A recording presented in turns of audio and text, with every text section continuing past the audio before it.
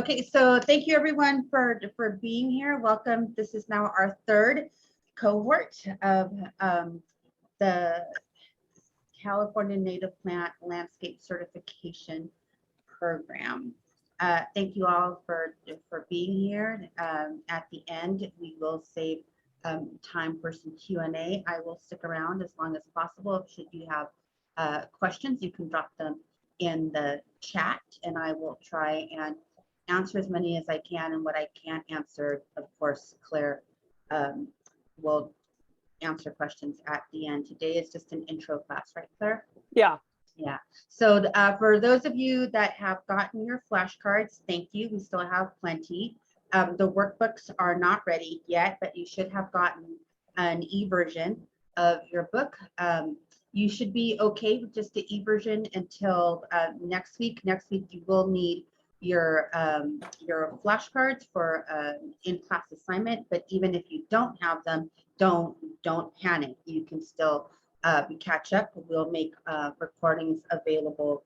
Actually, that is Friday's class. Just yeah, Friday's class. But still, what did I say next week? Yeah, I should say next time. Either way, you're class right 2. in that Class it 2. helps. Yeah, it helps to have the cards, but you don't need them.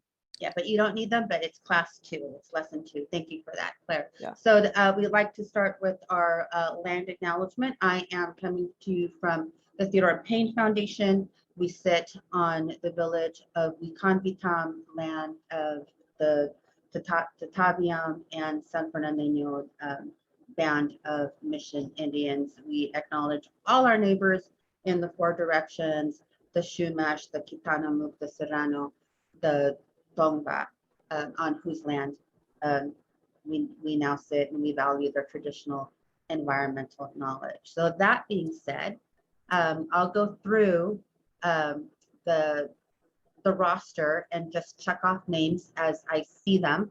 I hope that you're all using the same name that you signed up with, or at least the same email. And if you're not, let me know so that I make sure that you get credit for being in today's class. So that's it. That's all I have for you, Claire.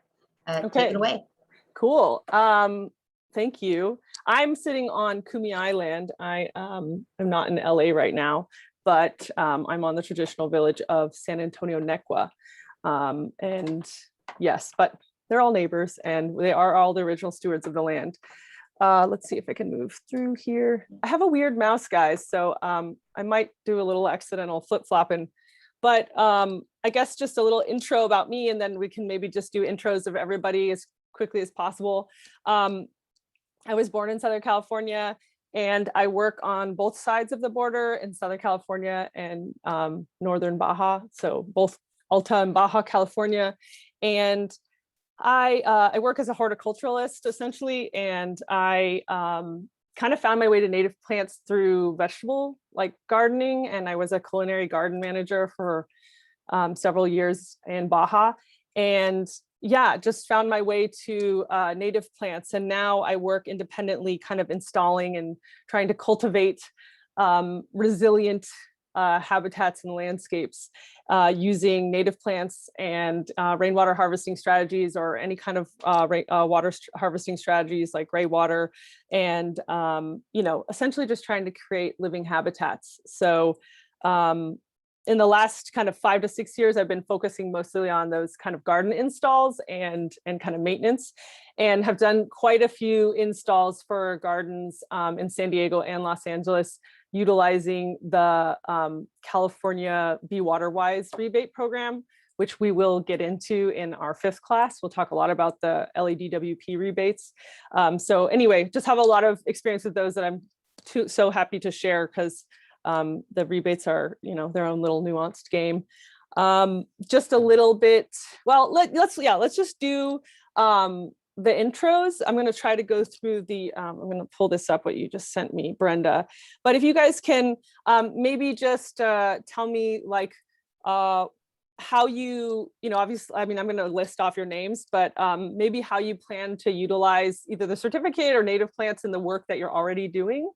That would be helpful. So I'm just going to go down the list here and just unmute yourself and yeah, let me know how you plan to utilize the the certificate or the or native plants in your work that you're doing now. So I have Amelia. Hey, I'm Amelia. I'm at UCLA Extension's Landscape Architecture program, just finishing that up. So I thought this would be super valuable to add on to that for the work search. So really excited. Perfect. How about Arturo? Arturo MacArthur, maybe? Sorry, my list is pulling it up on the wrong. Okay, next, how about Brittany?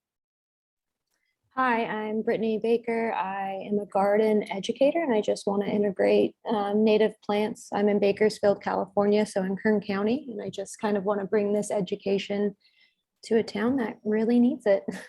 Cool. Yeah. Love educators. I love everybody else too, but how about Connie? Connie, are you here? What about, well, I see David. Yeah, hi, my name is David Dalkey, and I'm a landscape architect and been practicing over 35 years. And when I signed up for this course, I was on furlough, but I lost my job after 30 years. But I did hook up with a new company, and it's called Architera Design Group, and they're in Rancho Cucamonga. And they actually do quite a bit of native garden design. And so they were excited when I was able to get into this course. And so I want to kind of share my knowledge with them. And I also I did start doing some residential design on the side. And I probably will, I have a couple gardens in mind that probably could use this. And so I'd kind of like to apply my knowledge that I get from this course. Thank you. Nice. Way to pivot, David. I'm Yep. sorry for losing your job, but awesome that Yeah. you're like learning new stuff and Yeah, trying it's to really apply it. great. Yeah. Yeah. And I know I know the English classes have like a wait list of like 300 people or something like that, or was that? So Try 700, girl. geez. Okay, well, good to have you here. Thank you. Okay, what about Devin? Hi, Oh, that's me. Yeah, I'm Devin. I'm sorry, it might be some background noise. I'm currently on a road trip back home to Los Angeles, where I live, and I work as an architect and do some landscape design in association with that, and just trying to learn to add, integrate more native landscaping into that. got it. Thank you. What about Ernesto? Ernesto? Hi. Yeah. Hi everyone, I'm Ernesto. I am a not too recent, but quite recent graduate from the Cal Poly Landscape Architecture program. I'm currently a landscape architectural associate for the city of Los Angeles. So I thought this was a great opportunity to integrate native plants into some of the work we do, because we don't do nearly enough of it. Cool. That's cool. Great to have you. What about Gina? Gina, are you here? Okay, I have two Ismaels. Ismael Villa, are you here? Ismael, what about Ismael? Nope. Oh, Yeah, which one? Ismail Villa. Sorry. Okay, go for it. Hi. So I'm a landscaper in Los Angeles Department of Water and Power, and through our facilities we use native plants and just like drought tolerant plants. So with this course, I'd like to learn more on those plants and watering strategies and all that, just to use throughout our facilities. Perfect. Yeah, you're in the right place. What about Ismael Zavala? Or Zavalza yeah, Zavalza. Sorry, I have it's cut. here. Yeah, I fell in love with working with native plants last year, doing the Lawn to Garden program here in Long Beach. Oh, cool. And I'm currently doing a maintenance trainee program with the city of Lakewood, and I'm working in the landscaping division. So I thought some of this knowledge would come handy for that. Absolutely. Yep. Okay, thank you. What about Jason? Jason, are you here? Yeah, I'm here. I'm very excited to be in this with this fantastic group, and I'm so happy to see some other people from the city as well. I'm involved with the neighborhood council, and I'm also breaking into landscaping as well. So my interest with native plants became when I've done projects in the parks in Aliso Canyon and Limekiln Canyon. We have really big parks here with oak woodlands, and been doing several projects in the community. So I'm really hoping to bring some of this to maybe even the freeways like Caltrans, but I'm so excited to network with all these fantastic people and find ways to I want to pivot like David did. Yeah. Kind of pivoting into a new career. I'm a real Nice. estate and finance guy, but I'm working my way to be like you guys. Thank you. Cool. Yeah, I mean, I think one of the things I know, because the program was kind of planned pre-pandemic and they really wanted to have this in person so people could network more. But as much as you guys can, I suppose, in the chat, and we'll try to encourage, like, you know what I mean? As much as you guys can network, that really is where a lot of the benefits, I think, come from, you know, knowing who's where and who knows what. Thank you, Jason. What about Jerry? Jerry, are you here? Yes, Jerry Combs is here. Nice. Good afternoon, everyone. My name is Jerry Combs. I currently also work for LADWP as a gardener caretaker. And my supervisors they encouraged me to take this course to promote and do other job advancements and placements. So I'm looking at the bigger picture. Yeah, for sure. Job, you know, advancing your skills for sure. Thank you. What about Kenny? Hello. Hi, Kenny. Hi. Yeah. So my pronouns are he, him. Thank you. I'm from San Jose, and which is Muwekma territory. So I really want to just acknowledge that. I'm currently with the San Jose Conservation Corps, which I think it's kind of popular, just like it's like a training program. So I've been doing Caltrans and also been doing trail maintenance and trail building. And I wanted to take this certificate because, you know, I just want to learn more for myself and advance my career, but also I'm really like dedicated to the land back and the land rising movement. And I want to learn more so I can just be a better asset and just be able to provide just more of my knowledge or more of my support in general, because that's really important to me, just like native lands and native life, and bringing it back to a healthier way of being. So yeah, that's me. Nice to meet all of you. Nice. Thank you. Thanks for sharing. Okay, that was Kenny. What about Kimball? Kimball? Yeah, definitely. My name is Kimball. My pronoun is he, him. Definitely am happy to be here and to kind of meet some wonderful, talented people. Well, one of my major goals is to I'm up here in the high desert in Lancaster, California.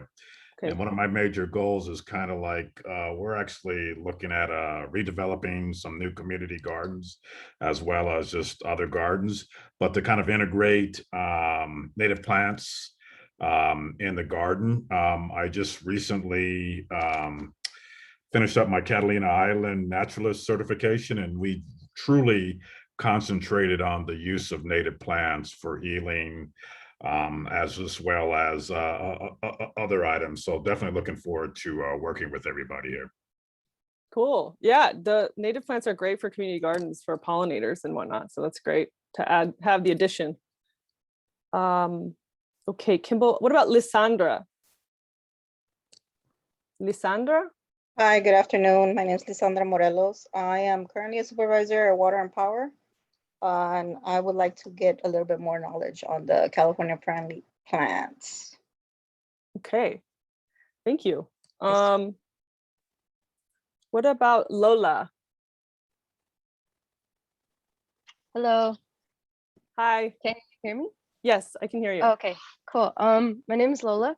My pronouns are she, her. I'm from El Sereno, and I am super excited to be here, mainly to share the knowledge with my community garden, neighbors, and specifically to be able to tie the two with native bees. So yeah, thank you. Cool. Native bees. Did you take that Theodore Payne Foundation talk on native bees?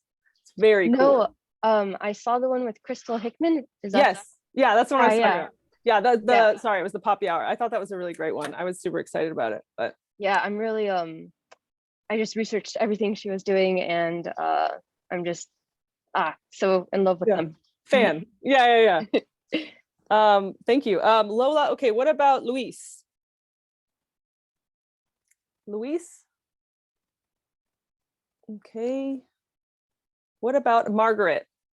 Margaret, are you here? Hi. Oh, hi. Yes, ma'am. Hi, my name is Margaret, and I took my lawn out in 2013 and became a member of Theodore Payne, and gradually over time got much more invested, and I'm no longer in the field that I used to be in, and it's sort of morphed over into me basically harassing all of my friends about California natives, and now I have my first client. Nice. Who is one of the friends who was harassed. So I am very eager to learn more. Great. I like that. So you did you did the switch. We got a couple of people here making the switch. So Margaret's a good asset for switch folks interested in the switch. How about Milton? Milton, are you here? Okay, no Milton. Natasha? Hi, my name is Natasha Krakowiak. My background is also in landscape architecture. I'm a trail planner for LA County's Parks and Recreation in our planning and development section. And, we have over 240 miles of multi-use trails, which are for riding, hiking, and biking. But I'd like to bring native plants back to a lot of our urban areas and along our waterways. I'm pretty excited about that. And then also help our maintenance crew with native plant maintenance. For sure. That's really important. Yes. Oh my God, that's so necessary and needed. That's kind of the whole point of this program. But yes, great to have you. What about Netta or Netta? Netta? Could you say? Hi, I'm Netta. Okay. So my background is originally in agriculture and vegetable gardening, but I'm actually currently working at the foundation in the sales yard. Okay, cool. So this class is not only to help me just gain more knowledge to make sure, people buying the plants, just making sure the plants will survive. And also just trying to kind of integrate native plants into agriculture. So yeah, I'm really excited to be here. Nice. I'm on Togwilla land, and I grew up on Chumash land, and my pronouns are she, her.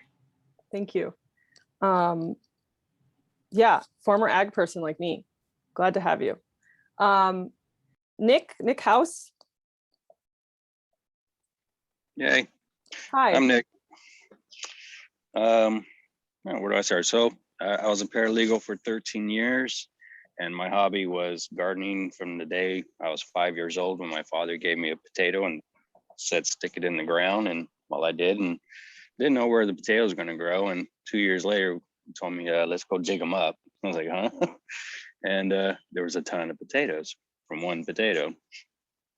And then from there, I really just didn't like the paralegal work. So at all times, I was kind of exploring with growing vegetables in the ground, doing the cracky setup, the Dutch bucket setup, trying to integrate the cracky system with aquaponics,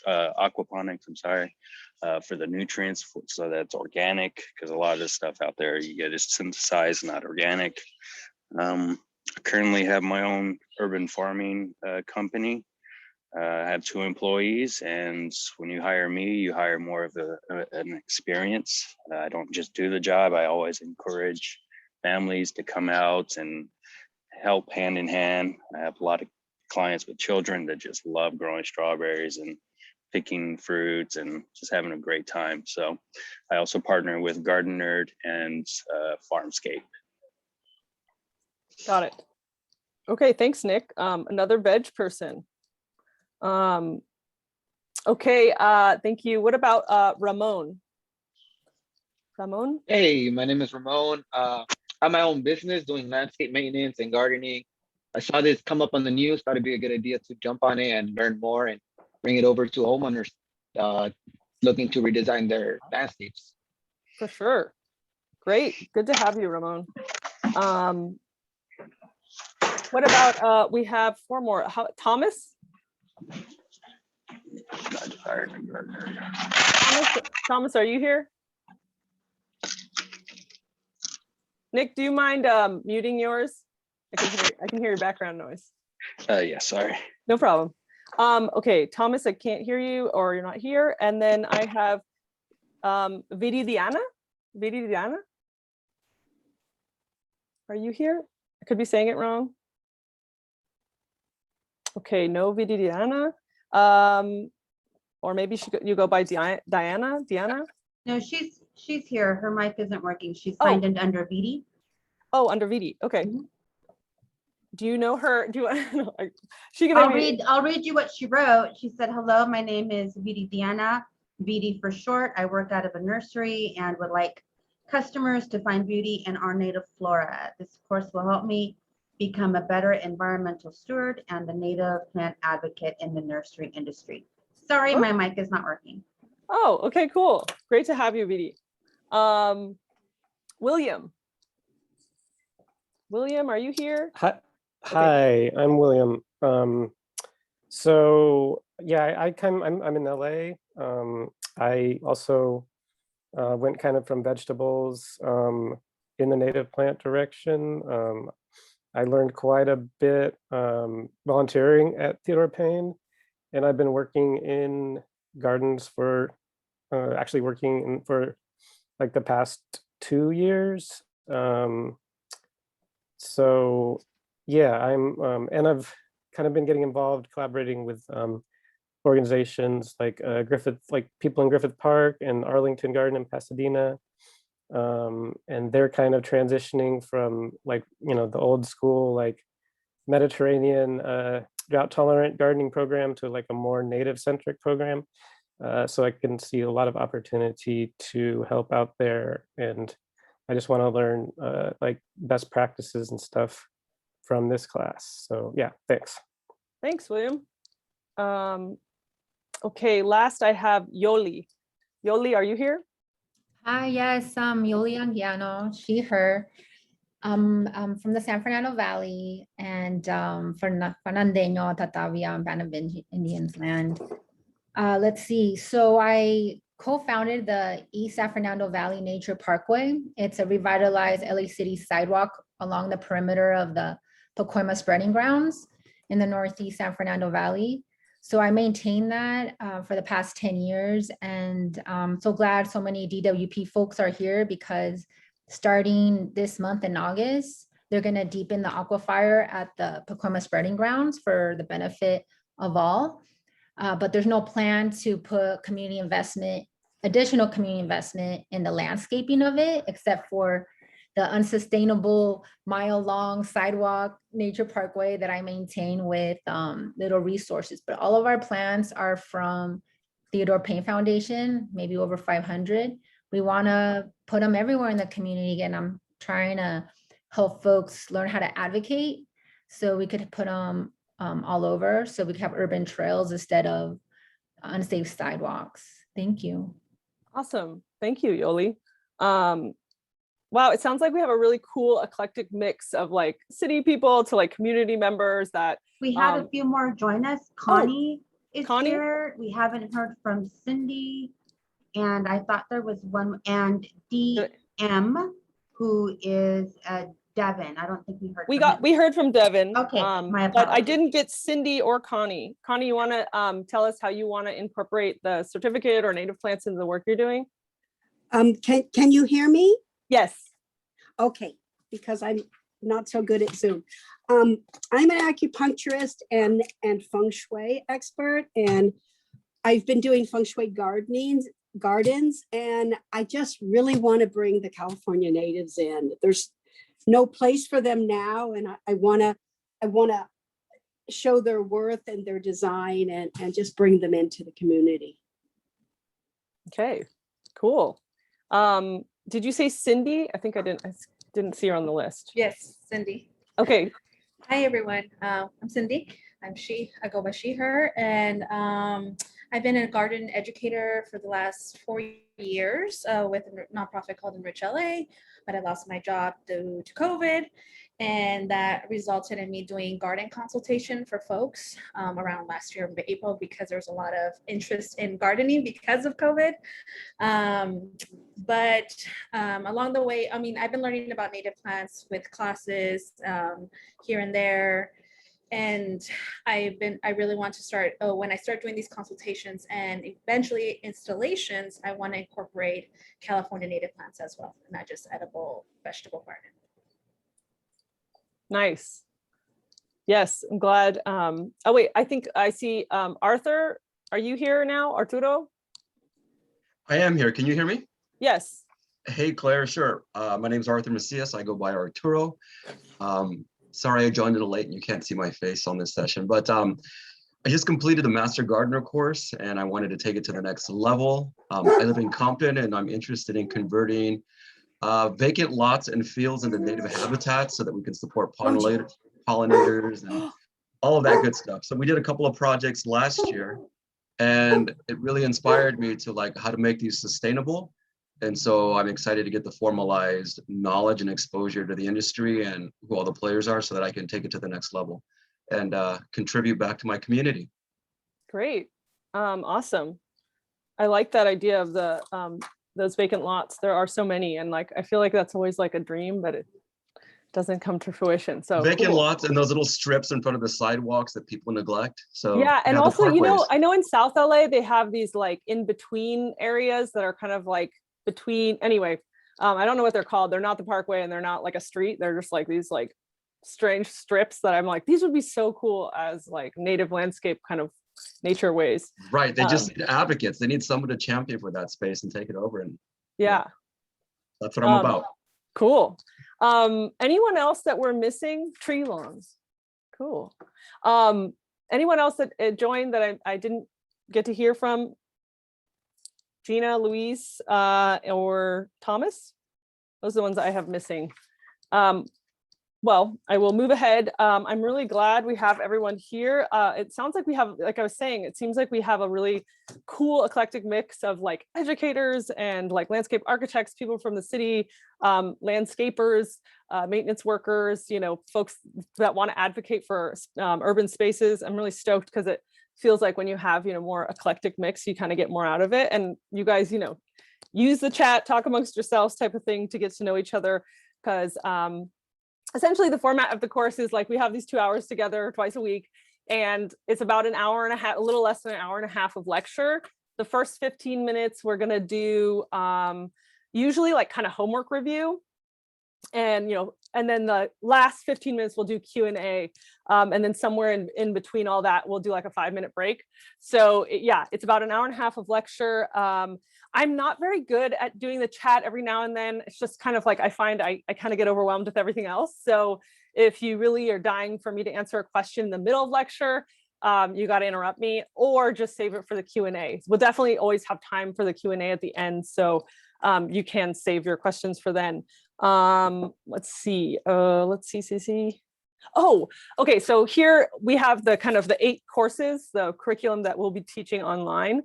You can see today is just kind of the value of the certificate, and like, you know, we're kind of go through the life of a garden from install to maturity, plant ID, soil, irrigation. We'll have 2 irrigation classes. That 5th one, or that 5th class, or the 2nd irrigation class, will really be focused on the rebates. We'll probably, I'm pretty sure we're having the same LADWP rep that will come in and talk about the rebates. It's a great resource. If you have a lot of questions about the rebates, I would save them for that class, because usually she will be there, or whoever they have will be here to answer those questions, and it's super helpful.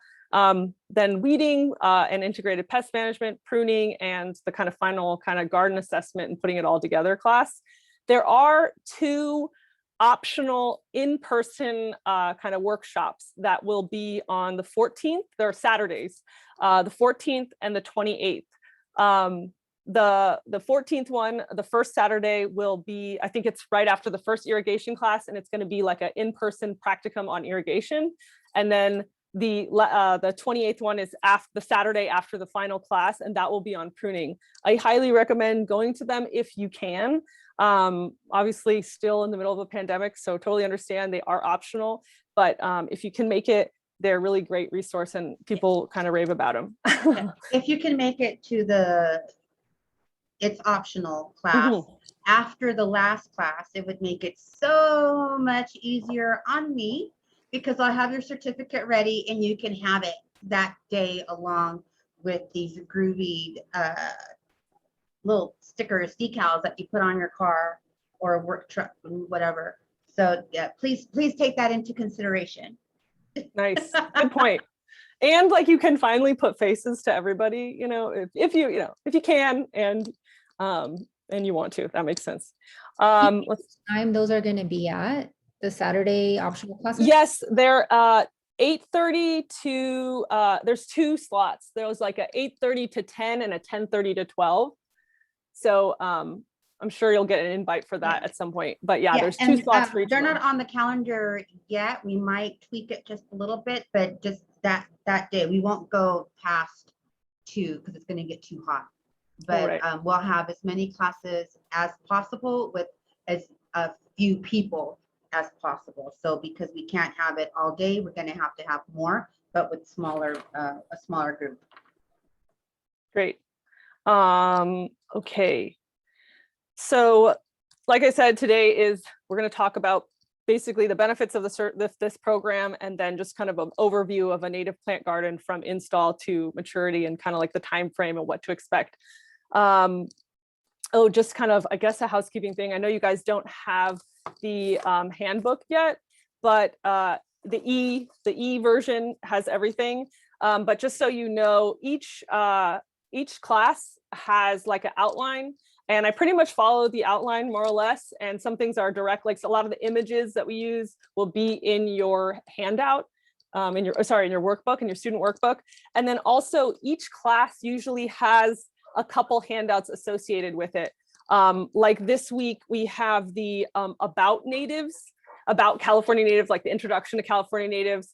I really recommend looking over the handouts either before the class or right after, only because sometimes we just can't fit everything into the lecture and some of the detail stuff is in the handouts. So for example, with the introduction to California native plants, it kind of goes into the definition, which we kind of lightly graze over. And yeah, if you want a little more detail, check out the handouts. Sometimes there's more detail on a topic.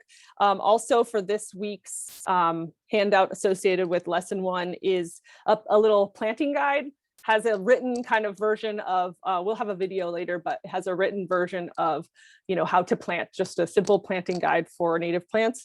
And then lastly, there is the lawn removal and I think lawn alternatives guide. That one's pretty full of information and just kind of steps walking you through the steps to removing a lawn, which we don't actually go over in the lecture. We just kind of refer to. So if you want the details, it's in that lawn guide. So please check those out.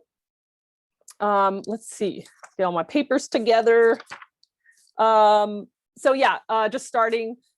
What is a certificate?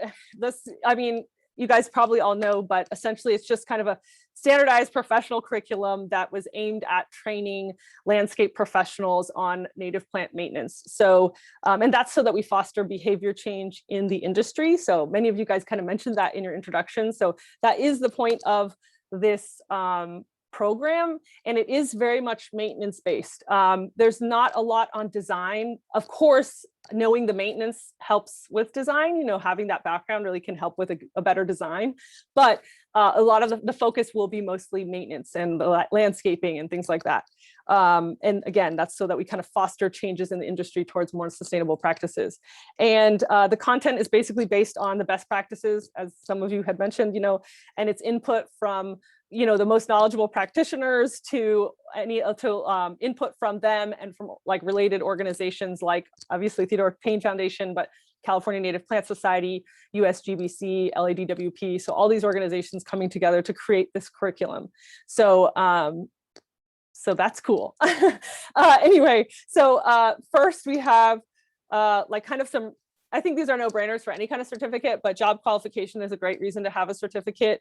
Some of you even mentioned it, so it's just being able to have a credential that says like you're qualified to do this service. Like that's always a plus. Job advancement also was mentioned in the introductions, but sometimes it's either being able to move up in your job that you already have, or potentially being able to charge more for or command a higher price for the jobs you're doing because you have this extra skill or the certification.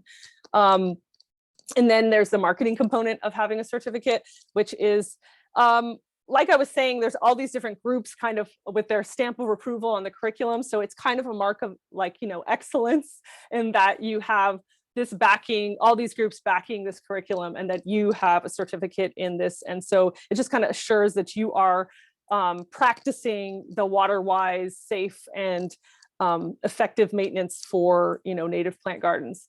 And yeah, and I mean, I think it's pretty obvious, but like it basically is just kind of also an indicator to customers that you are qualified and have the professional development and are competent in this like specialty. And that's what any certificate really gives you. But yeah, so and then there's the bigger picture, which is not just kind of our own personal advancement stuff, but I think more importantly, it's like supporting California native plants in the landscape, and that's supporting the change in the industry that to move towards sustainability. So that's the bigger picture.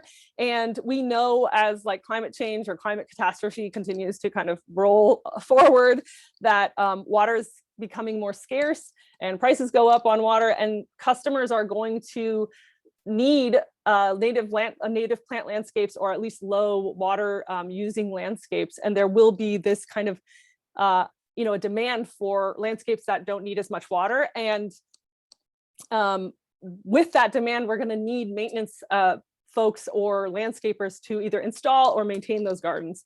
So this program is really to kind of there's that skills gap, and this program is really trying to address that skills gap. So like trying to provide the maintenance information so that we can meet those needs that are upcoming and already coming up, and we were already seeing. So there is a reason though to use, it's not just about water, it's not just about saving water, though that's very important and it is a precious resource, but there is a reason we want to use native plants and not just water-wise or California-friendly plants.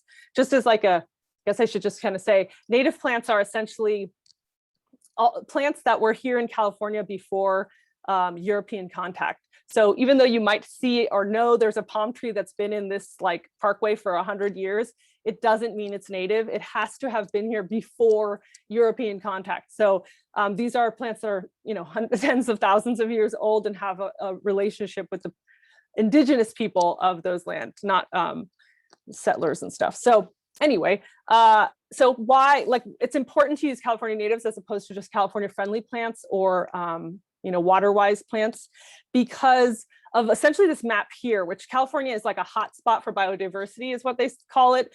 And basically this cooler colors, the blues, are indicating the higher numbers of native plant species that are endemic to that area. And endemic means that they don't grow anywhere else. So the blue areas mean that there's a higher number of endemic species there. So plants that grow nowhere else.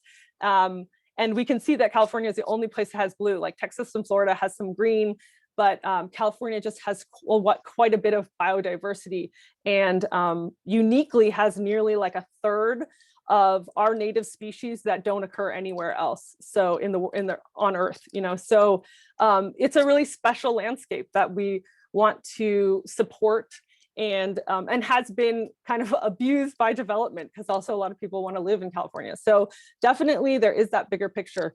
Also, there's tons of research that shows that native wildlife, so pollinators and all the fauna, actually prefer native plants. So California native plant gardens are really going to become and are really critical to the future of sustainability and like ecologically minded gardening. So it's, like I said, not just about saving water, it's just a bigger kind of picture here. Let's see, I talked to, yeah, so yeah, I think we kind of went through that. The certificate program, just in bullet points, which most of these we already went over, but this is the only program that just exclusively focuses on California natives. Obviously, we talked about it's improving the marketability of certified gardeners. It's going to make your resume stand out. It's also just, again, part of marketing, but you can provide your customers or any vendors with like validation that you have the experience and the skills in this specialty. And also it's backed by Theodore Payne Foundation, California Native Plant Society, and USGBC, which are the most respected names in native plant gardening and green infrastructure. So really great to be backed by those guys, or those folks. How do you use your certificate? Essentially, you can identify yourself as certified on whatever name badge you have, any social media profiles, any, there's the decal that Brenda's showing. Those you can put on your work vehicle, on your skateboard, whatever form of transportation you use, or whatever, on your anything. So those are the decals, but also you can use the logos on any of your proposals with potential clients. You can actually bring your certificate, show it to people if that is the way you operate. What else? Yeah, you can basically, you can use that, all that imagery and stuff on any of your stuff for advocating that you are certified. And then obviously you want to be proud of how hard you work to earn a certificate. It's just like you took time out of your schedule and your life to sit down for 2 hours, 8 times a week and more if you do the optional stuff. And that's worthy of just like, giving yourself a pat on the back and being like, man, I did this through a pandemic. Like that was something. And then lastly, certificate holders. So you guys, once you've complete the course and the homeworks, your employers and homeowners, they can contact Theodore Payne for verification of your certification. So if they want to verify that, they cannot list you on the website. Basically, the only way someone can verify that you have done the program is either you show them your certificate or they contact Theodore Payne. Again, I already said this, but essentially what you get is like physically, you get that frameable certificate, and then you get, I believe, 5 decal stickers. Or 3, thank you. 3, Brenda says 3. So you get 3 decal stickers that you can use as you please. And what's this last point about? Oh, we will go over this in later lectures, but essentially the financial aspects will kind of talk about the difference of native plant gardening to kind of your traditional turf style landscaping, because they are pretty different. In a nutshell, essentially, native plants are a little more nuanced. You kind of maybe spend a little more time per visit, but less frequent visits. So we'll start to kind of talk about the pricing and how you figure out how to work that into maybe a more traditional schedule if you're doing that sort of maintenance. So I know if somebody maybe is doing a combo, like trying to work that, maybe trying to pivot, trying to do the transition out, or who knows. But we will get into that mostly in I believe the last lecture. Oh, actually, yeah. Let's take a break. Let's come back at 5:58. No, sorry, that would be, yeah, let's do 5:58. That's fine. Come back at 5:58.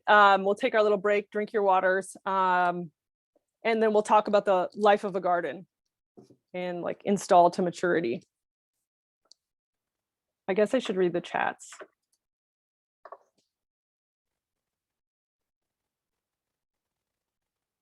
Yeah, I don't even have to read the chats. I don't even know why I bother. Brenda's got it down. The chat. Well, it's easier to do the live chat if you're on a phone, but you can't share a screen when you're on a phone. So I've got the full screen open, which does make it easier. And it does make it easier when you have someone monitoring chat. So all you have to focus on is the stuff that you're supposed to present. Yeah, I mean, I've never been diagnosed, but I feel like I have a little bit of ADD. And whenever I put the chat up at the same time, I find myself so distracted and I lose my thoughts. So I Yeah, kinda it's don't- not, I mean, right now I'm supposed to be working on, other things. I can't read and listen at the same time. So, yeah, it's not gonna get done. I'm just gonna Is it- listen to this. This Friday, I should be here. Next week, no Tuesday, but probably Friday. Cool. So, and then after that, we'll see what the schedule. Brenda, on the ones where you're not here, do you want me to take roll? Yes, please. Okay. Because at the end, roll is important because, some people miss one class, that's cool. But if they miss 50% of the classes, it's like they weren't even here. Yeah. Okay. I'll do that when you're on Tuesday then. Yeah, today we have 25 people, including Michael from Oh yeah, from USGBC. Yeah. Mhm. Yeah, so he's Oh, also yeah. taking the course. I didn't- And we originally had 30 something people. So already we have at least 7 that are not here. Got it. Yeah. Yeah. Sorry, Michael. I didn't ask for your introduction. I guess I met you already, so I didn't. But that's not fair. It's all good. If you want to do your introduction right now, I know it's not the same because some people are on their break, but you could write it in the chat if you want. You can write it in the chat. And Lloyd, was Lloyd your Lloyd ended up getting a job. Really? With Andreas. Okay, cool. Okay, he took the certificate course. He knew nothing about native plants because he was from the tropics. I know, yeah. And all of a sudden he's got a job. Like, oh, go. Dude, this is proof that the certificate is worth it. And yeah, that's great. That's cool. Maybe it's also like the VIP stamp for the USGBC like co-pilot person. So Michael, you're like, you got some good luck on you. It's good to hear. Yeah. Okay, what time is it? I said 5:58. What did I say? 5:58. You have 7 minutes. Okay, cool. I'm sweaty, guys. I don't have air conditioner. And and the last courses were like not in the middle of summer, so it was kind of comfortable and chilly, but oh my God. We were sweating. discussing the courses for the winter. And I'm like, you can't start anything in Spanish between Christmas Eve and like February 2nd. Just no. No. Yeah. And no one's going to pay attention. No one's going to be in town. Mm-hmm. And then Tim said something, but I thought it was January 6th. I'm like, no, it was extended to February 2nd. Right. Yeah, no, get it in before December, man. Definitely, because I don't want the stress of having to do everything else that happens in winter in addition to the classes. Yeah. So Claire, I don't know if you saw, I put in the chat that everyone, as soon as we get the last class out and roll is done and homework is turned in, everyone gets a digital copy of the logos as well. So they can put on their website, social media, on any of their letterhead, etc. So they get quality digital logos to use. Graphic design stuff. Exactly. Okay, that's cool. I didn't realize that. Brenda, I think somebody Fernanda was asking a question about recordings before you got on, and she was wondering if we needed to have them do we need to have them showing up in between classes? So like basically this one, getting this recording out to before the following Friday. And I told her I didn't think it was necessary, but I said to talk to you. It would be nice, especially for the people that missed today's class.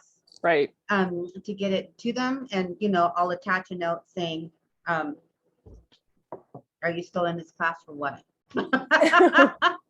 Here it is. We part of the grant is that we have to make everything available to everyone. So as soon as we can get it available, that would be fantastic.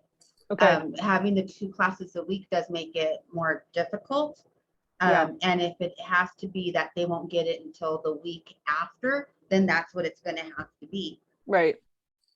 Okay. Yeah. Maybe Michael, you can send or share that with Fernanda, like Brenda's response to that, which is like as soon as possible is best, but obviously whatever you guys can get to. Yeah, whatever's in your work Yeah, schedule. I'll But, let her know. Thank you. Yeah, like by Thursday would be fine. Sooner would be better. But if we have to wait until the following Tuesday, then that's fine too. Oh, but I'm here on Saturday as well, so like Saturdays are fine.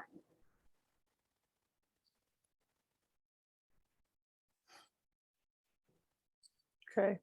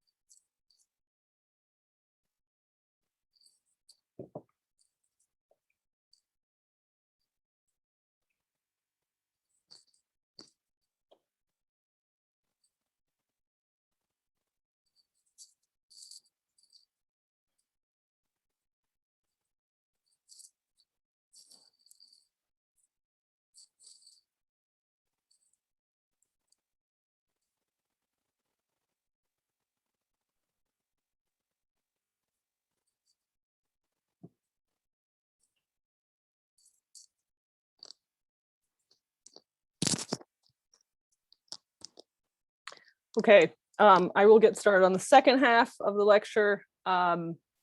So we're gonna just talk a little bit about just an example of like kind of from install to maturity for a native garden.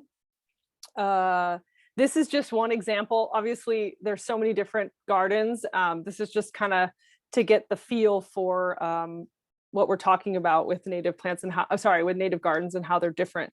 So just in a nutshell, I'm sure you guys all know this, but gardens are basically just the softscape, which is the plants mixed with hardscape mixed in some kind of pattern or logistical, pattern that is designed to optimize plant health and aesthetics.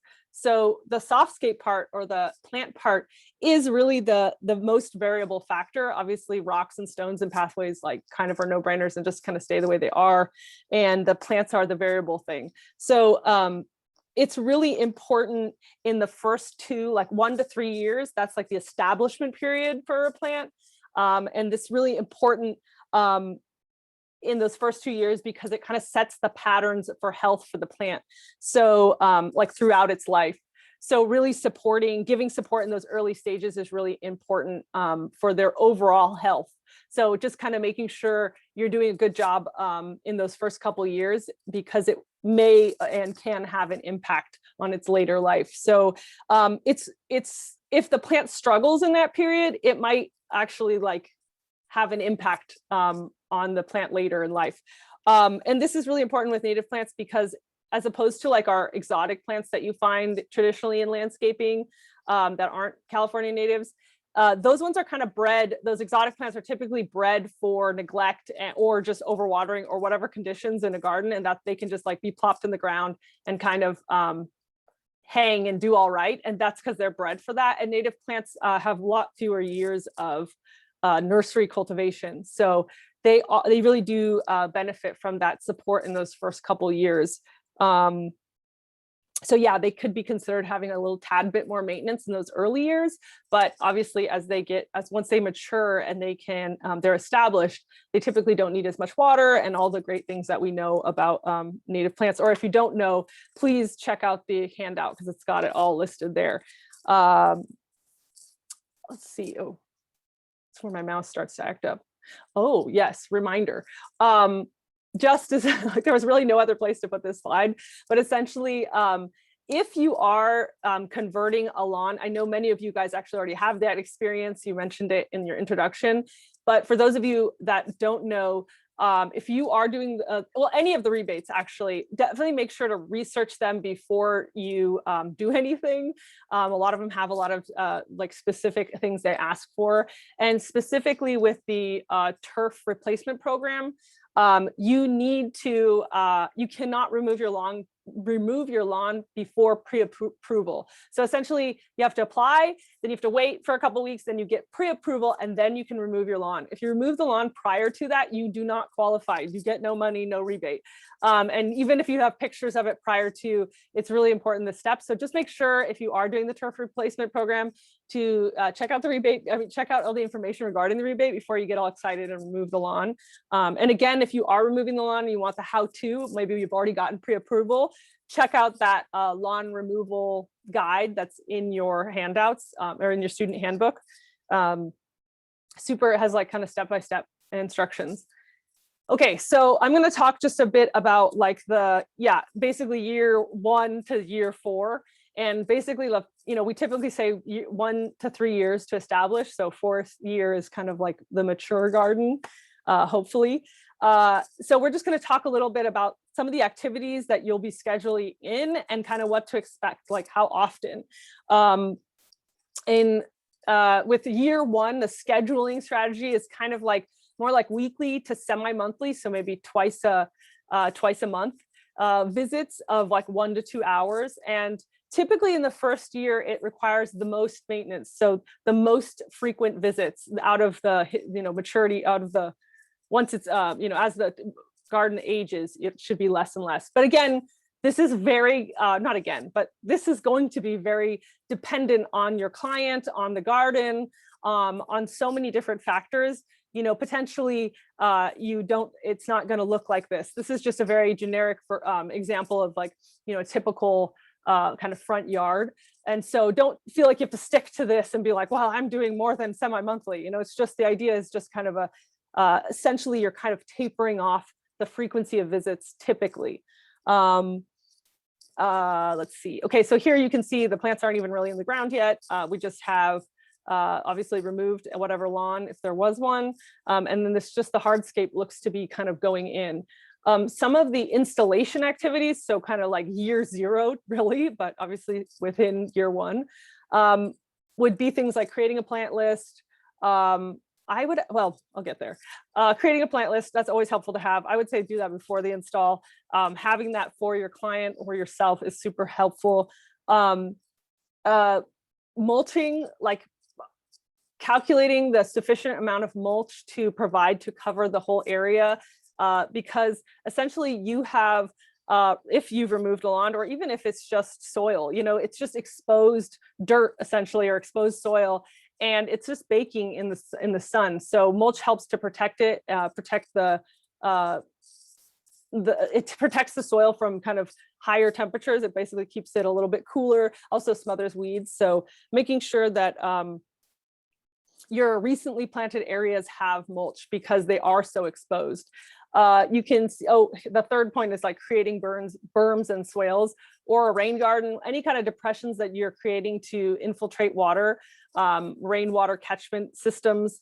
The only reason we're kind of emphasizing it is because in the turf replacement rebate program, you do have to include some kind of rain or water catchment feature or rain infiltration feature. So you can see, it looks to me here behind this person that there is like kind of a basin that they've created, and here they are watering the holes prior to planting out, which is super, super helpful. Really, really recommend it with native plants to water the hole prior to planting it out. Like water it, let it drain, water it again, let it drain, and at least get one good watering and draining out of it. If you can do more. Let's see. Evaluating runoff potential. Ideally, that's like especially if you are creating a berm or a swale or a rain garden, and you're directing water from the roofs or the rain gutters, or even from the hardscape, like here, this parkway, this water is just whatever rainfall that falls on the sidewalk is just going to go into this parkway. So calculating that, obviously what's coming off this parkway isn't a lot, but what comes off a roof could potentially be quite a bit. So you want to make sure you evaluate how much runoff might be falling in like a 1-inch rain or something like that, so that you're sizing your berms, swales, and rain gardens appropriately, or at least creating overflows if they're very small and receiving quite a bit of water. Let's see. Ideally, I guess we'll get to that in the next slide. Yeah. Sowing wildflowers, always really helpful to do at install. I love doing that just because you never know what plant might not take off, might not stick. And it's a nice quick filler.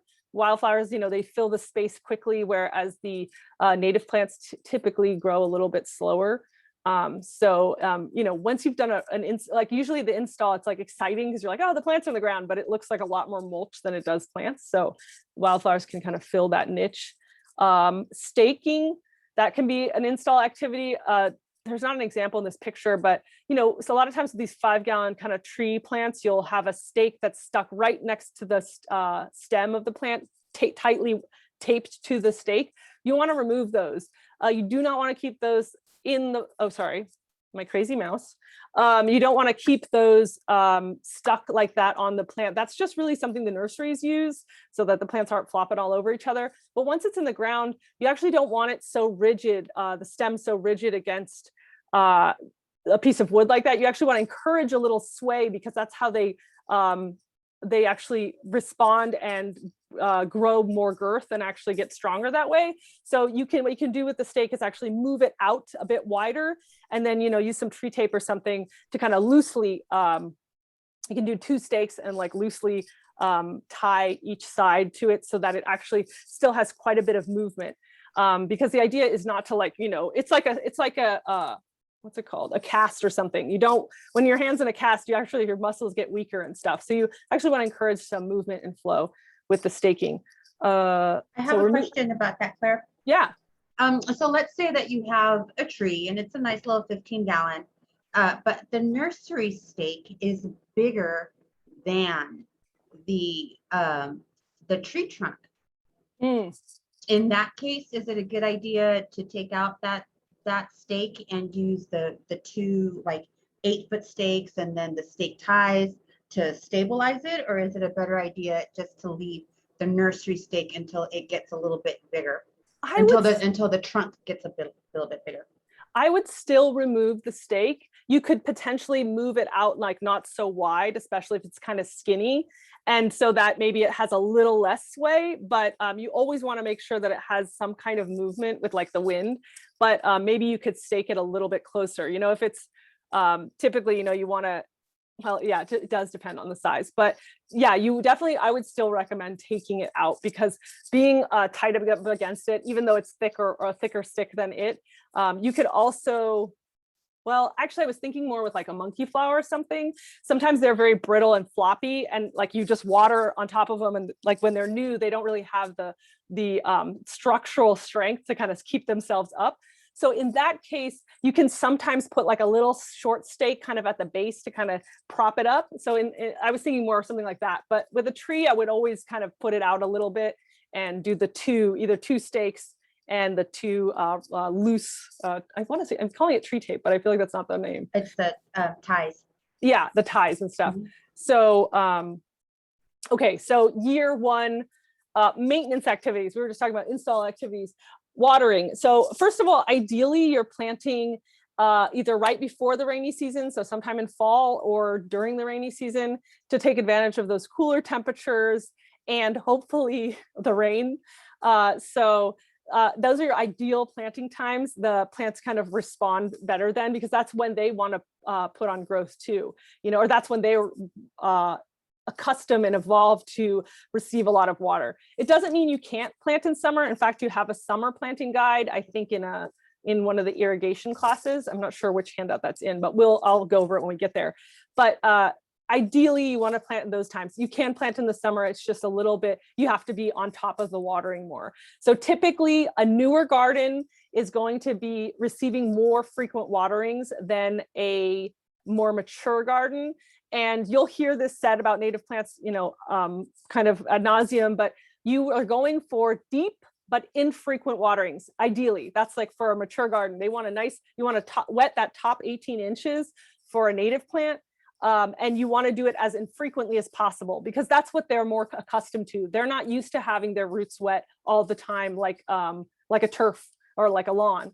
So we're trying to kind of mimic that with our irrigation. So, but in the first year or install year, you know, they don't have those roots yet. You know, they're just, the roots are just the root ball that they came in the pot, which is typically a 1 gallon, but you know, even if they're larger, the roots are all bound in that space. So we're trying to establish it. We're trying to get those roots to move out into the existing soil and make kind of an extensive root system. That's how they get established. That's how they become drought tolerant. So yeah, typically in that first year, you're actually watering a bit more frequently because the roots don't have the extensiveness to support these spells of dry spells between watering. So you are going to be watering. It's kind of easier to do hand watering typically. You could set your irrigation system up for it and maybe know that there will be a little bit of hand watering in between. And again, like I said, again, the first year is when it's kind of the most touch and go with watering and the most frequent waterings you'll be doing. I think I mentioned this, but definitely really helpful we're planting out with natives is water the hole prior to. It's such a big difference in terms of of plants taking, because what's happening when you water the hole is you actually water all the existing soil around, and that encourages the roots to go into that soil because it's moist, you know, and they're looking for an area, they're looking for, you know, places to expand their roots. So really, really highly recommend watering that hole when you install. Also, you guys have maybe heard this little adage with native plants, but they say kind of first year sleep, second year creep, third year leap. And this is just kind of, it doesn't always work. Some plants like sleep, creep, leap in the first year. But the idea is that first year they're sleeping. So you maybe don't see a lot of vegetative growth because they're putting energy into their roots and growing their roots out. And that second year they start to kind of creep, meaning like you see a little bit more vegetative growth. And that third year you see like kind of the more blasted off. Well, I mean, I don't know if I would say blasted off, but a little bit, you know, you'll see the kind of burst of vegetative growth. Like I said, though, some plants, you'll see all of that within the first year. Sometimes it just depends on the container size or the type of plant, but it's kind of an adage just to remind you that the root system is getting developed early on in a plant's establishment. Let's see, anything else about watering? You can water, I was saying you can like if you're planting in the summer, which isn't the most ideal time, you're gonna have to stay on top of the water. You might have to water more frequently. You could also add like an additional shade cloth, potentially like shade. You might have some temporary shade cloth for summer because, you know, they don't have their root systems, like I said, to like kind of sustain them. So they might need a little bit of help. Weeding in the first couple years, just stay on top of it. So important. As you can see in this picture, I mean, there's mulch, but there's a lot more open space than there is vegetative like plant cover. So there's not a lot of shade shading out those weeds. And really typically in a lawn, or sorry, in someone's yard, typically there are a lot of weed seeds present. There's a big weed seed bank that's just been there, sitting there waiting for its triggers. And its triggers are sun, soil disturbance, and water. And that's kind of what's happening when you install a new garden, right? You know, all of a sudden you've disturbed a bunch of the soil, you're now watering new plants, and there's a lot more sun because you've removed whatever vegetation was there prior. So that's the plus for putting mulch down, because sometimes it can smother and keep it shaded, you know, from weed seeds, but you know, they always poke in from the sides. And you typically don't want the mulch to be right up to the crown of the plant, like right up against its neck, because it can create like crown rot. So you might find weeds growing in that zone, and you just want to stay on top of it, because obviously you want to basically let the native plants get the upper hand here, because once they do mature, they'll be big enough and shading the area enough to where the weed seeds won't have the sunlight trigger anymore, right? Because they'll be shaded out and outcompeted by the native plants. But early on, the weeds can outcompete the native plants. So you have to stay on top of it. And it really does help, like over time, you'll really start to see in the 4th year, you're really not doing that much weeding, just kind of spot treatment stuff. So stay on top of the weeding, and at minimum, just don't let the weeds go to seed, so that you're not adding to the seed bank. Okay, tip pinching. Tip pinching is, we'll get into that in the pruning class, but it's pretty simple. Tip pinching is basically a pruning method for pinching out the new vegetative growth on a plant. It's really common to do this in sages. Any of them, Cleveland sage, white sage, all of the sages can benefit from tip pinching in the 1st year, because essentially when you pinch them back to the next vegetative buds, you're actually encouraging the plant to branch out and also to strengthen those stems below. And the reason for that is so that they actually start to like create kind of a stronger base. And because sometimes many of you maybe have had this experience, if you don't do any tip pinching on a nice white sage, they kind of start to burst forth with all this vegetative growth, and they actually like break off, like an arm will break off, or I've seen this happen with Cleveland sages, they just split down the middle, and it's really hard to recover from that, or at least the aesthetics is kind of like not the most ideal for many people. So yeah, you want to do that tip pinching, particularly on sages, but a lot of other plants benefit from it, like fuchsias and all sorts of plants, especially when they're small, because it doesn't really have the same impact once they're older. Adjusting the smart controller, adjusting your irrigation system, always important. I'm going a little slow, so I'm going to move through this. I think these I kind of went over. Year 2 is, let's see. Oh, so the scheduling is a little less frequent, you know, so it's semi-monthly to monthly maybe, and maybe you're spending more hours, 3 to 4. Here, this note here is kind of long-winded, but essentially, I think it's just an important mention to clients, because, you know, you're always kind of cleaning and raking, and people love to do that activity. I don't know why. I think it's like some strange thing where people feel like they're like, I'm gardening if I'm raking.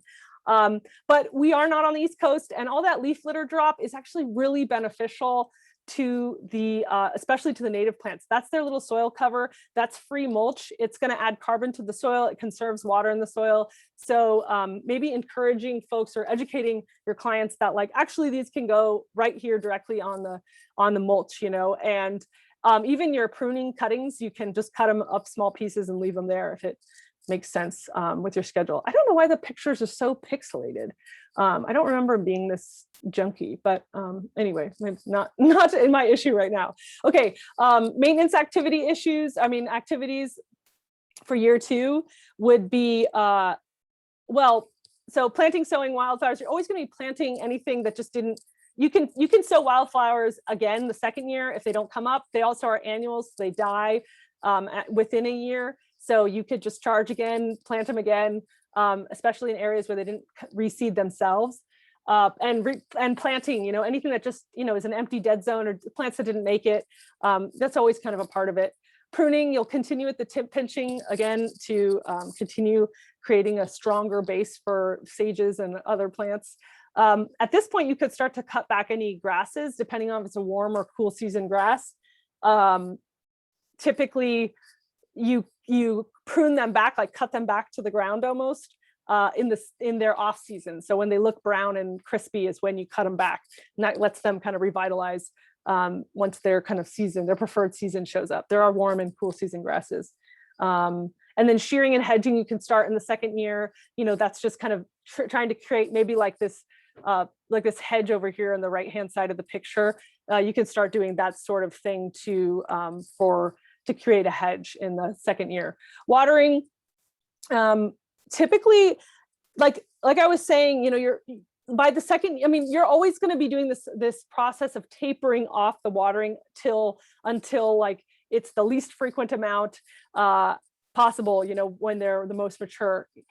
And so you are kind of, you're still going to potentially be doing hand watering maybe, but I guess my whole point is just think of it as this slowly tapering off. So that second year you want to be, that second summer, hopefully you're watering a little less than you were the first summer. That first summer is pretty key.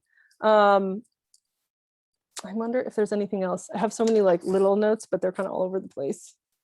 Oh, I didn't really mention this, but I guess you want it when you're watering those new plants, you want to make sure you're concentrating the water on the interface between the like soil, the container soil and the native soil, so that, if it's a gallon pot, it's just like the perimeter of the pot, because you want to encourage the roots to start to move out into the native soil. So you want to make sure you're not just watering where the pot is or where the root ball is, but watering right the stamp around also. That's a really important just watering technique for natives, especially early on. So you're encouraging the roots to move outward. Repair-based activities for the second year, obviously replanting. That's kind of a normal thing, but by the second year, if something just didn't take, you definitely know you can replant it.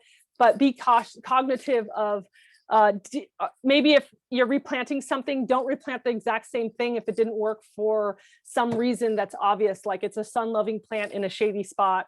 Maybe at that point you'll have like a few more clues about the garden, or you'll realize like, oh, that was a poor choice of a plant, or replant like for like if it just simply like got ran over by a bike or something. Year 2, weeding, still stay on top of it. It's still like a critical period, and I would definitely still stay on top of the weeding in the second year. And again, make sure the weed seeds don't go to, or the weeds don't go to seed. Culling non-thriving plants. Sometimes this happens in the second year, or by the second year, you'll note like some plants just like, they don't die, but they don't like really do anything. They're not even creeping. They look almost identical to when you planted them in the ground. That's just like a plant that's not thriving for some reason. If you can get to the bottom of it, great. But really removing it and starting over is probably the best idea. Remulching in the second year would be in the situation that like, maybe the mulch is washing away from erosion from the sprinklers, or the wind whipped it away or something like that. But typically you're not reapplying mulch every year in a native garden. But in the second year, you would know if there's a big empty spot or something like that.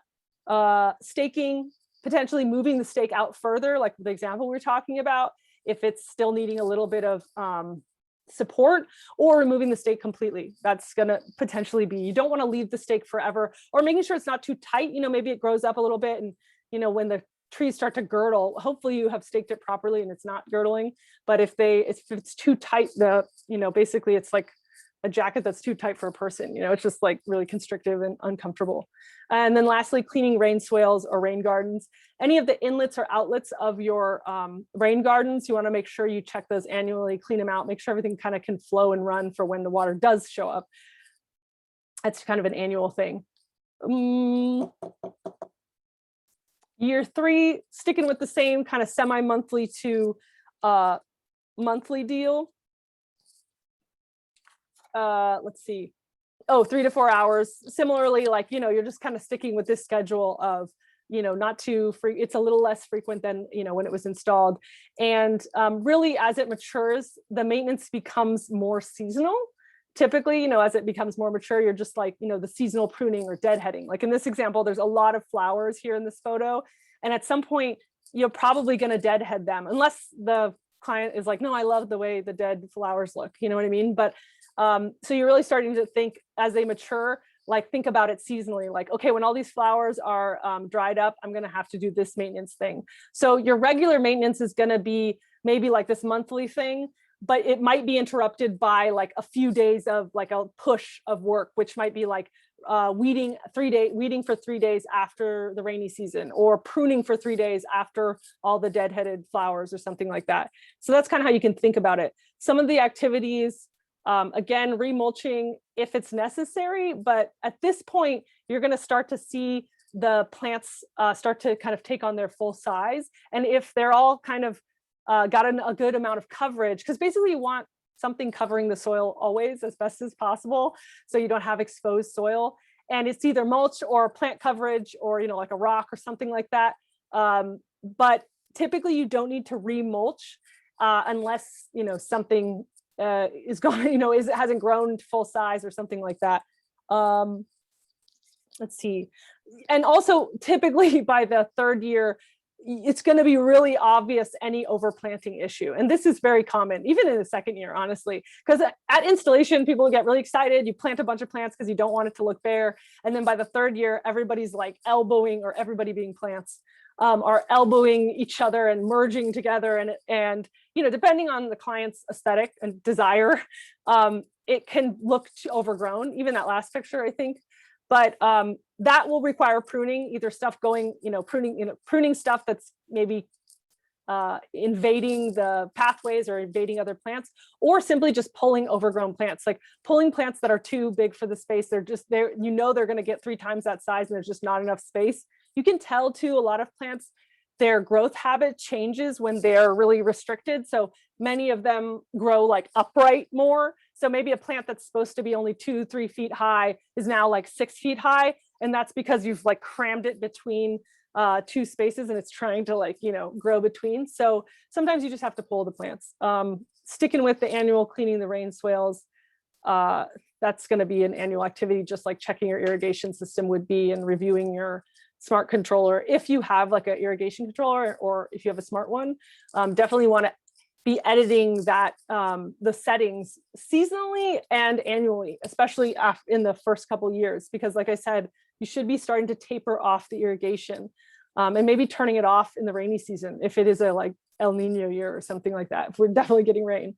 Claire, we had 2 questions in the chat. I don't know if you've got go for to it. them. I did not see it. Do you water the plant in the pot prior to planting?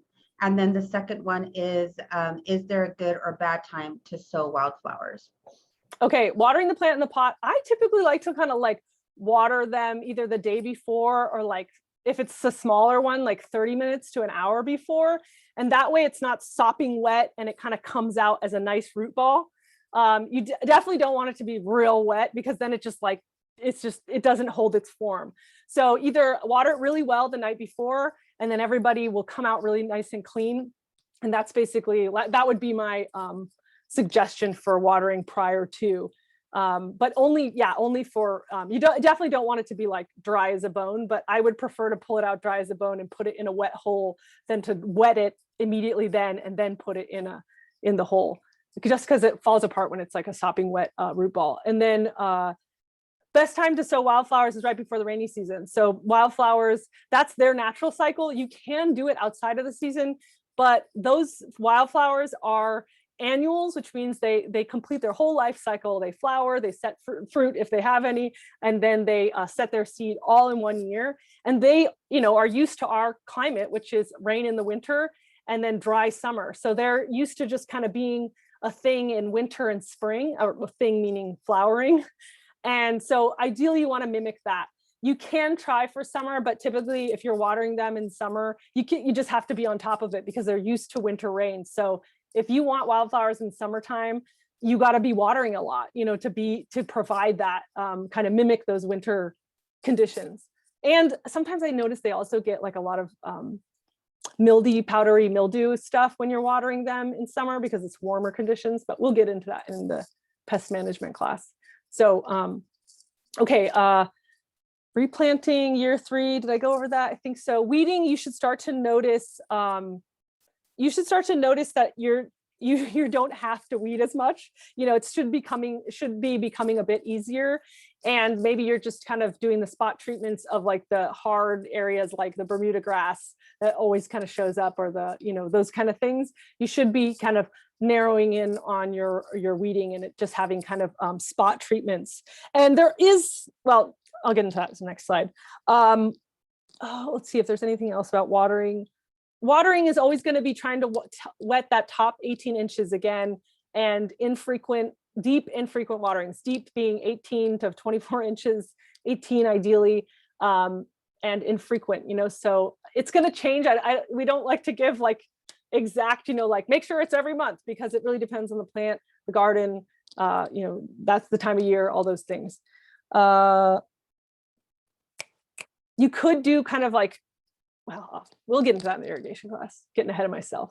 Year 4 scheduling is going to be kind of similar as last year, maybe semi-monthly to monthly visits of 3 to 4 hours, or it might just be as the client requires. A lot of people maybe just want a quarterly kind of cleanup or quarterly visit. This will really be, at this point, we're saying the garden is mature.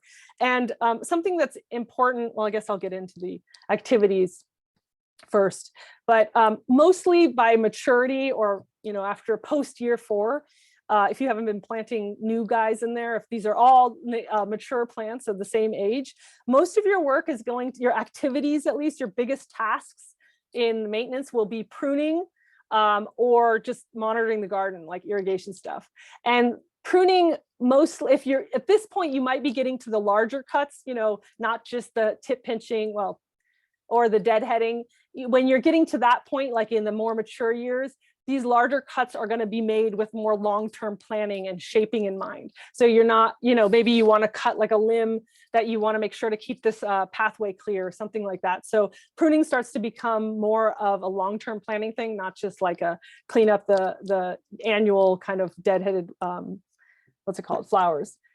Okay, monitor the garden. Yeah, I would say, and pruning typically is kind of like handwork. You know, it's not, you're not necessarily needing, I mean, depending on the size, like mechanical work, typically it's just a couple, you know, removing a couple limbs here and there. And it's typically handwork, and maybe just trimming cross branches or dead branches, things like that. At this point, you're really settling into the regular routine. I want to emphasize though, if you are replanting, maybe things that just don't take off, or you're replacing things, those plants the irrigation should reflect the plant's age and like its preference, right? So if you're planting something new, you got to start back at year 1 with those new guys, and not water your mature garden the same way, because a mature garden wouldn't take that type of watering. If you're watering a mature garden like it's its first year, that's over watering it, and you might be creating conditions for rot and you know, like eventually death. So you really want to make sure that if you are replanting, you're kind of just hand watering those guys, making sure that those newbies are getting the appropriate watering, but not watering everybody else who's, you know, 4 years old and above, or at least, you know, more mature. So that's kind of for replanting. Weeding should really be a lot easier at this point. Again, it might just be the annual crop that comes up with the rain, but it should be pretty easy if you were on top of it. It'll be the bane of your existence if you were not on top of it. And you'll probably just be like, screw it, I'm done. I'm just kidding. That's just how I am. Watering, same. Like you're still trying to get these, like you should be tapering off. You want to do a deep watering of at least 18 inches, and it should be as infrequent as possible. And we will get into all of these things in more specific details in all the lectures. This is just kind of the overview. I think also, actually you can, that's that little like thing, you can also apply for the native plant garden tour at, you know, once the plants are mature. I don't think that's a requirement, but it's kind of, you know, probably gets you in better. We are going to, oh, right, this is a video. This is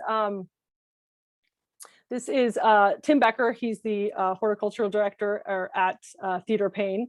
And he's just going to explain, basically, since we can't be in person, just like a how to plant a native plant. So I'm just going to press play and give me a heads up if you don't hear it.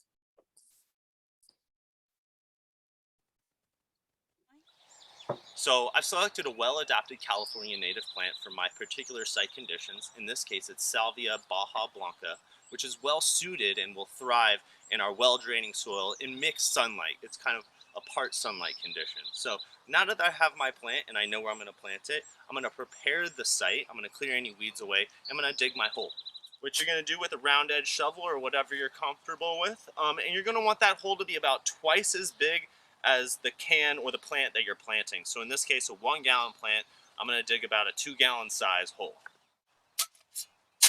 So this soil's nice and friable, it's really loose.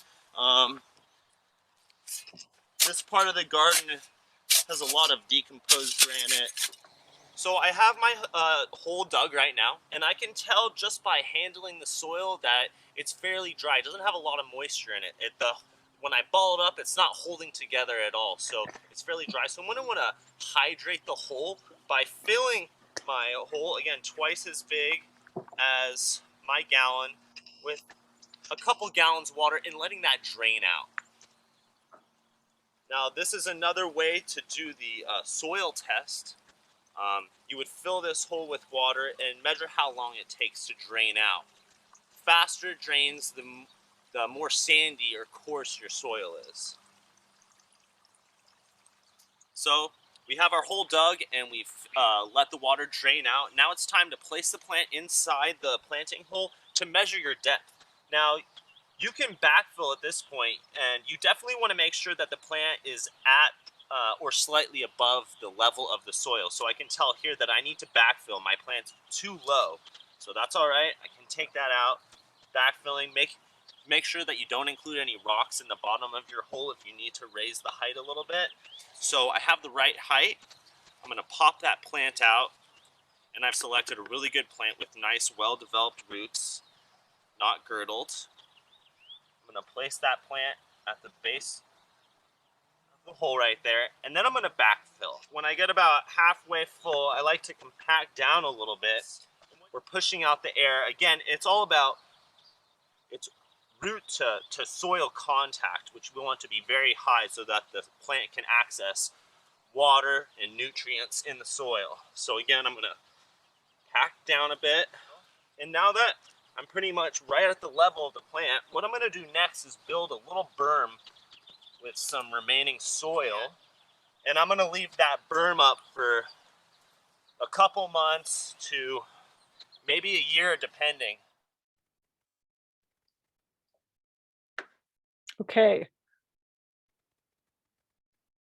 Can't move. Oh, I see someone said, is it okay to loosen the root ball before we plant to encourage root distribution? Yes, in certain plants. I'm having trouble, hold on a second. There we go. Yes, some of them, like, I'll get into it in the soils class, but some are a lot more sensitive to root disturbance, like, why am I blanking? I believe flannel bush is one of them. I'm totally blanking on other ones that are like this, but some really are sensitive to root disturbance. So know your plant. I think typically like grasses, they can hang with a bit of, especially because their root balls are pretty, like they have quite a, dense root mass. But it's not usually necessary. If it's really root girdle, like he was saying, maybe you could do, I sometimes like kind of fan out the bottom a bit, but it's not absolutely necessary if you have a nice healthy root ball. Yeah, exactly. There should be a list of plants that don't want their roots disturbed. I actually think next class I mention a few of them, but yeah, hopefully I'll get back to it. If I don't, then I don't actually have a list, but I know we mentioned quite a few that are, and typically ones that are just pickier about water are the ones that don't really like their roots disturbed. So yeah, it's kind of funny because I just feel like there's so much nuance to each plant that sometimes there's not really like a nice answer, but hopefully we'll answer that in the plant ID class, or at least the soils class. So generally speaking, Claire, would you say like the plants that do not take any summer water would be a good one. Yeah, exactly. So ones that's the best way to put it, I guess. Yeah, it's like, so ones that are much more sensitive to summer water, like a oak, they don't want summer water. I mean, you know, things like that, I would generally say are the ones I would not be like messing with their roots. And then grasses or things that typically can handle like watery or riparian, which would be like more watery conditions. Those ones I would be a little bit more confident about disturbing their roots. Yeah, but we'll get there when we talk about plant ID and talk about the different communities, like plant communities, like riparians and stuff. And again, it's very general. I mean, there's always an exception to the rule. Let's see, what's the time at? Okay, I guess this is kind of fading out. We'll get into Q&A shortly. This is just an example garden, and maybe this can be a little more interactive so that I don't have to talk so much. And this is a former participant of, we're gonna look at some pictures of a former participant of the native plant garden tour. And I just kind of want to hear, like, you know, we just went over kind of the activities to expect, scheduling, and just maybe you guys looking at these pictures, what would you know, what would you maybe think about in terms of maintenance activities to consider? Here, I'll just give you a little background on each of the pictures. Here is at install. So we're within the first year, you know, and this is a north-facing house or yard, north-facing yard in Leimert Park in South LA. And here, these are all the plants laid out. I know that this person actually like excavated quite a bit of their existing soil, or like I kind of see it, the picture's not that great, but they actually excavated quite a bit of the soil and then put in like gravel and DG for drainage. It was like their project. They did not qualify for the turf replacement program because you have to use like organic wood chip mulch. So they used DG as their mulch essentially, and do not qualify for the turf replacement program, but it is, you know, native plant garden. So at this point, looking at it, what are we thinking? Is anyone, you guys can unmute yourselves or even put in the chat. I have the chat up now so I can see it. You know, some things that you might be noting, activities, maintenance activities you might think about or consider for this point in the garden's life.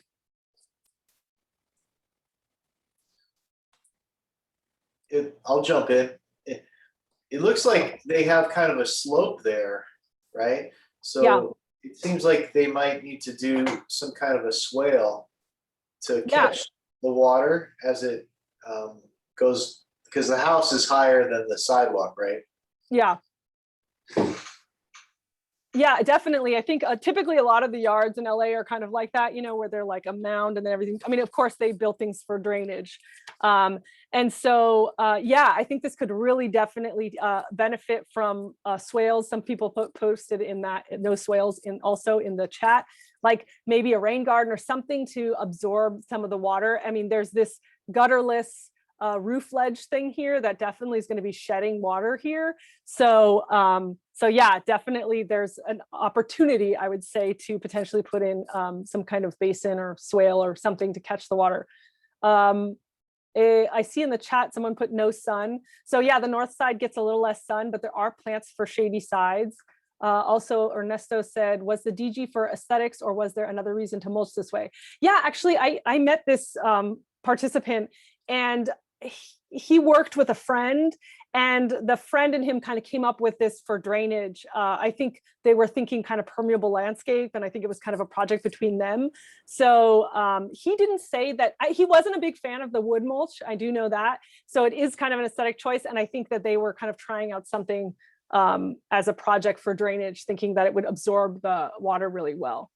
I wonder what the results have been. I've always thought that, you know, when you add a natural mulch, that decomposition of the mulch encourages, you know, microbiological growth, which then encourages all of those critters that create a healthy soil that drains better. So I wonder what the results are. I know it's not always an exact science, right? Also, the microclimate conditions probably play a factor as well. Yeah, and also native plants are adapted to all sorts of different climates. So they do grow on areas that are very exposed to the sun on DG-like conditions. So that thinking with the mulch and stuff, yes, is like kind of like this ideal soil situation, and very much is informed by vegetable gardening kind of world. But a lot of native plants actually can do pretty well without mulch. It's just really nice in those first years because it protects the soil temperature, or like keeps it kind of moderated. And also, yes, it provides a little bit of like, decomposition and nutrients for natives, and it's not overwhelming. It's not like fertilizer or something. So it's a great little, it's a great thing to have with them. And this is considered a mulch still, like DG is a mulch because the soil beneath is actually protected. It has a couple inches of this DG above. So it is, yeah, it's definitely something. Oops, I went forward. My mouse is crazy. So yeah, that's an interesting point though to think about, and in this case, he wanted this. One interesting note, since you asked like the conditions or we're going to get to the future pictures, but one really cool thing about this yard that I kind of came with my mulch brain being like, oh, it doesn't have like wood chip mulch, because I kind of had that idea. And the coolest thing about this yard, that seeing it in person, was that because it's DG, there are hundreds, it is full of native bees going in and out of their little burrows because it's just DG. And they actually, most of our native bees, I think like 80% of them burrow into soil, to soil directly, and the mulch can be a disturbance for them. They can't really get through it. Sometimes they can, if it's not too thick.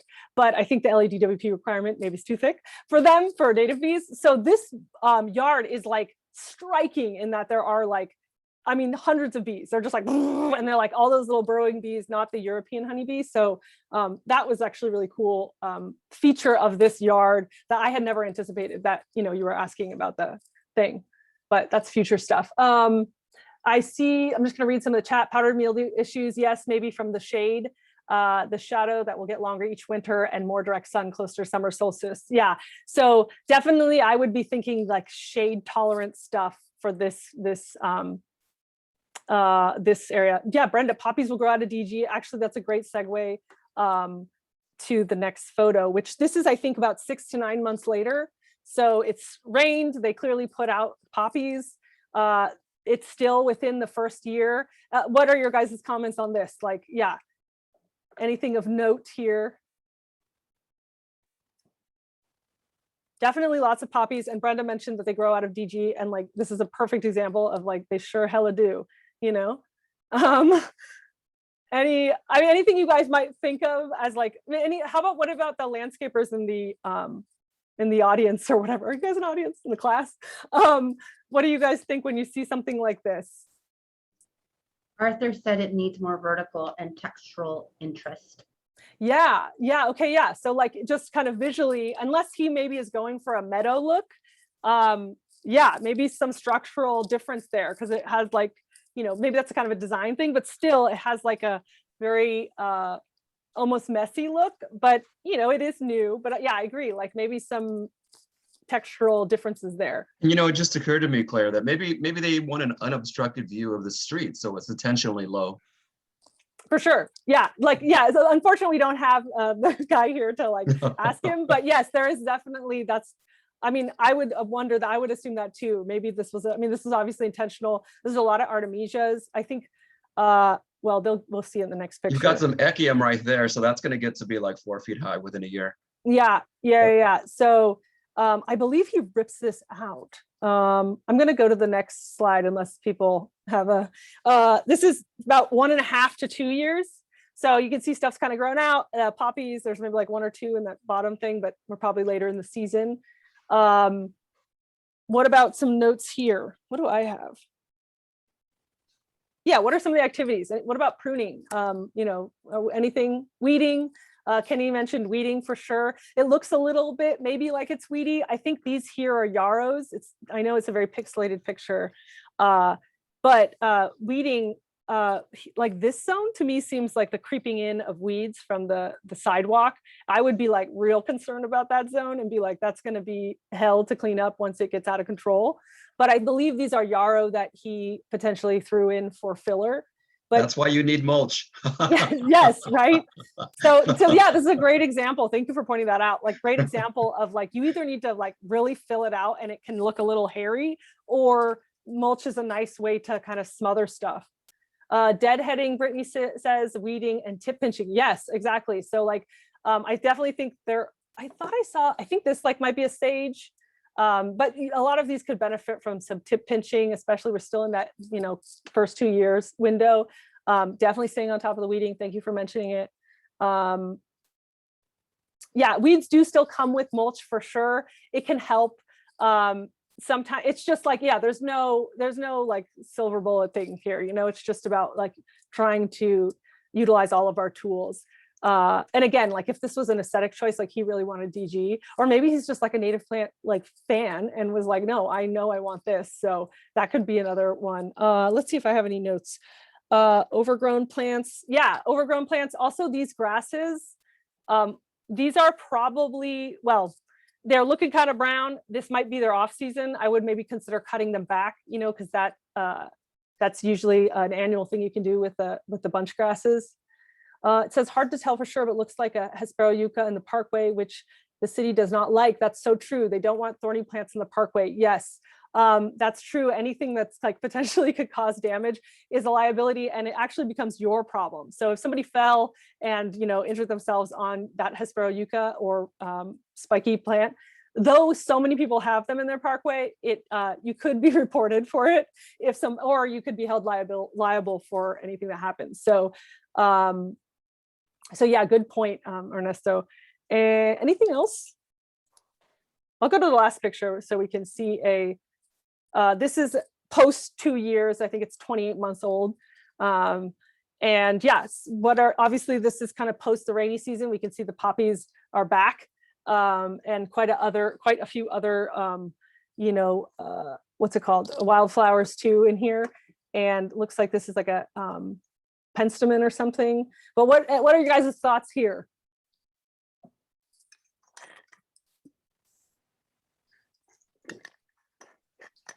Great. Looks like it went from creep to leap. Yeah, it's yes, looking much thank better. you. Right. Thanks for mentioning that. Yes. Yeah, it looks like it's in the leaping phase for sure. If he doesn't like this meadow look, I would definitely, think about pulling some overcrowded plants since it's pretty like dense. But yeah, Yoli says it's beautiful. I think it's to each his own, I think a meadow look is cool. And, some people would be like, this is too messy for me. And others would be like, I love this, and like I said, there's so many native bees in this yard. It's just like, I don't even care what it looks like. But yeah, and Ramon said overcrowded. So it's like, yeah, it just depends. We would have to talk to the owner. I see here in this corner, I mentioned this earlier, but that's still kind of worrisome to me, that like weeds creeping in. Yeah, that drives me nuts. All those weeds, right? That's a lot of handwork. It's a lot of handwork, and it looks like it's getting the upper hand from the last photo. Here it's a bit smaller. So yeah, I would be thinking about that. The weeds are winning. Thinking, yeah. Yeah, so unless there's let's see. Oh yeah, and I think this must be the cool season. You can see the grasses are greener like these. So these are probably cool season grasses. So again, I would keep in mind the seasonal, having to cut them back in the summer or in the drier season, because this is when they look nice, but they usually have their off season, and that's when you can cut them back. Let's see, I think we're gonna wrap up, and we can do the Q&A if anyone has any like remaining questions for the class. Anything. We've got Brenda too. Let me just tell us what the homework is. So the homework is taking 3 pictures of native plants and sending them to me. My email here is my name, claire.acosta@gmail.com. And just take 3 pictures. You don't send any more because it's so many. Please don't send them to Brenda, send them to me. She gets plenty of emails. And yeah, go ahead, take down I guess I can put my email in the chat too, I suppose. But I was gonna say, if you're not sure what a native plant is, don't worry, still take a picture of it if you're curious. Like maybe you're like, I never really know. Maybe we'll be able to identify it in class, or maybe other people had confusion about that same plant, so thought it was native. So don't be shy. It's all learning opportunity, because we're going to use the pictures next week in the plant ID class. So if you know the plant, feel free to add the name of it to the, with the picture, but it's just the pictures. You don't have to identify it if you don't know. And we'll try to get it to me not like as early as possible. Please don't send it to me all on Friday. So I can kind of make a PowerPoint separate one with your pictures.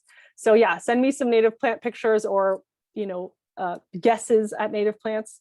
And yeah, that'll be Friday. So whatever questions we have, shoot them in the chat or unmute yourselves. So while we're waiting for everyone to think of their